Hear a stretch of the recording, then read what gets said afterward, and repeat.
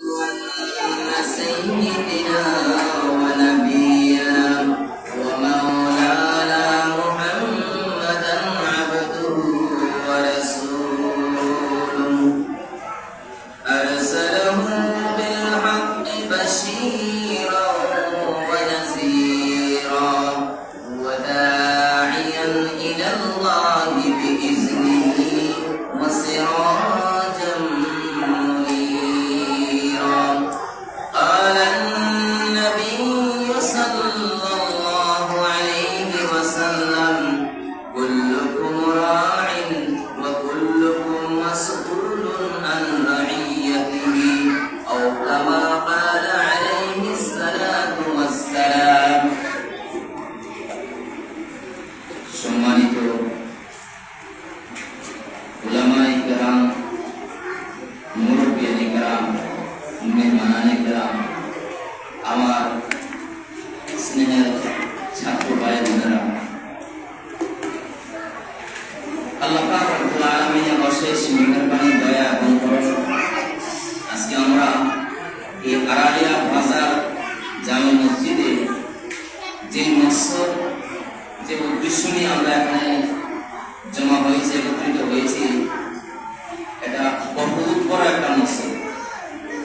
দুনিয়ার জমিনে এর চেয়ে বড় উত্তম কাজ বহুত কম আছে।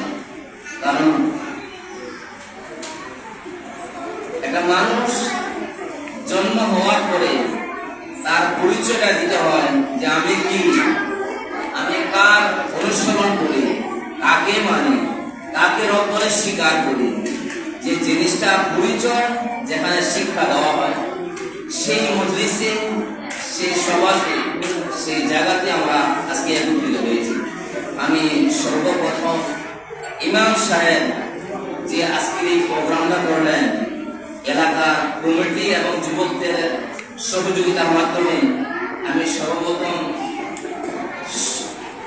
স্বাগতম জানাবো, শুকরিয়া আদায় করব এবং কৃতজ্ঞতা প্রকাশ করব ইমাম সাহেবের, যে উনি যে মেহনতটা করে ছাত্রদেরকে যেভাবে প্রস্তুতি নিয়ে আজকের প্রোগ্রামটা সাজিয়েছেন। আলহামদুলিল্লাহ, আমি মনে করি আপনারা যদি সহযোগিতা করেন, একটু সাথ দেন। ইমাম সাহেব একজন আলিম, 13-14 বছর মাদ্রাসায় পড়াশোনা করার পরে যে জিনিসটা অর্জন করতে পারে, আমি মনে করি ইমাম সাহেব যদি এখানে মেহনত করেন, আপনারা যদি সহযোগিতা করেন, 100% একজন ইমাম সাহেব এতটুকু করতে পারবে না যেটুকু ইমাম সাহেব যেটুকু এখানে করেছে। আমরা দেখলাম আজকে সকাল 7:30 থেকে নিয়ে এখন পর্যন্ত প্রায় 9:30 বেজে গেছে। এতক্ষণ পর্যন্ত যে প্রোগ্রামটা, যার যে সিরিয়াল ছিল, এরা সূরা কোন, গজল পরিবেশন করুন, জানাজার নামাজ বলেন, জুমার নামাজ বলেন, যা প্রোগ্রাম এখানে করেছেন, প্রত্যেকটা কাজ আমার তো মনে হয় বহু ইমাম সাহেব যারা আছে, ইমামতি করেন, সন্দেহ আছে, একটু ঠিক করে বলতে পারবেন কিনা। আমি অত্যন্ত খুশি যে আপনারা যদি একটু সহযোগিতা করেন, ইমাম সাহেব এই কাজটা নিয়ে আগে বাড়তে পারেন, আরো অনেক কিছু করতে পারবেন। 2 নম্বর কথা হলো, আসলে ভাই মৌলানা শিরিন সাহেব আপনাদের সামনে বিস্তারিত আলোচনা করেছেন। আমরা সর্বপ্রথম যদি ঈমান না শিখি, ইসলাম যদি না জানি, কোরআন হাদিস যদি না জানি, কবরের ভয়, জাহান্নামের ভয় আমার মধ্যে যদি না থাকে, ইসলামের শিক্ষা যদি আমার মধ্যে না থাকে, কবরের শিক্ষা যদি আমার মধ্যে না থাকে, তাহলে আমি একটা সময় গিয়ে নাউজুবিল্লাহ ঈমান থেকে দূরে যাওয়াটা আমার জন্য কঠিন হবে না। যেটা আমার চোখের সামনে, আপনাদের চোখের সামনে, আমাদের চোখের সামনে দেখতেছি, বহু ছেলে এবং মেয়ে ইসলাম থেকে দূরে গেছে, শুধু ইসলামী শিক্ষা না থাকার কারণে।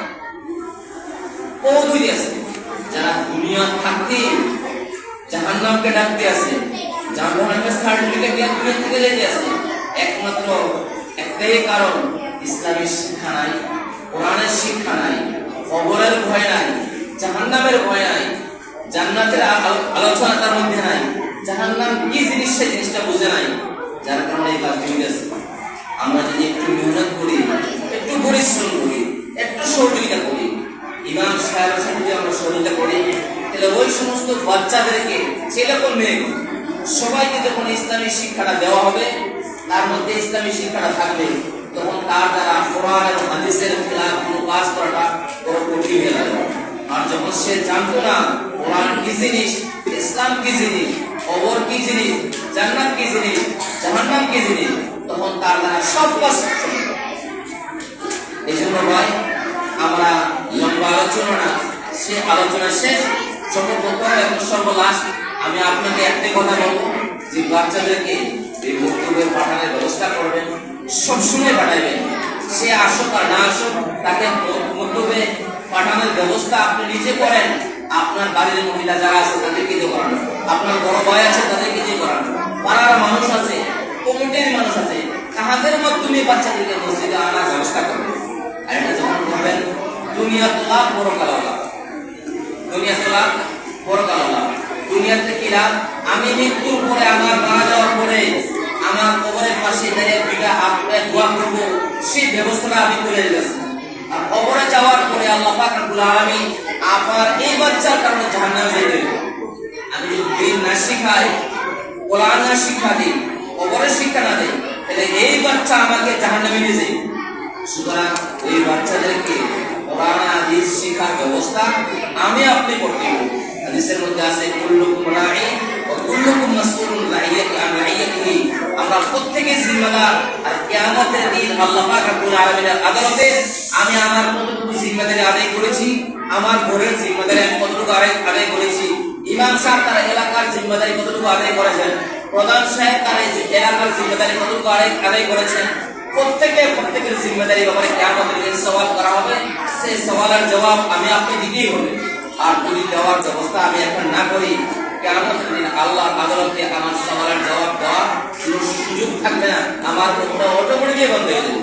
এই জন্য ভাই, আপনারা যারা খুব মেহনত পরিশ্রম করে আজকে আয়োজন করলেন, এই প্রোগ্রামের আয়োজন করলেন, এই ইনামি জলসার আয়োজন করলেন, আমি কৃতজ্ঞতা প্রকাশ করছি এবং শুকরিয়া এবং বরবান সবাইকে ধন্যবাদ।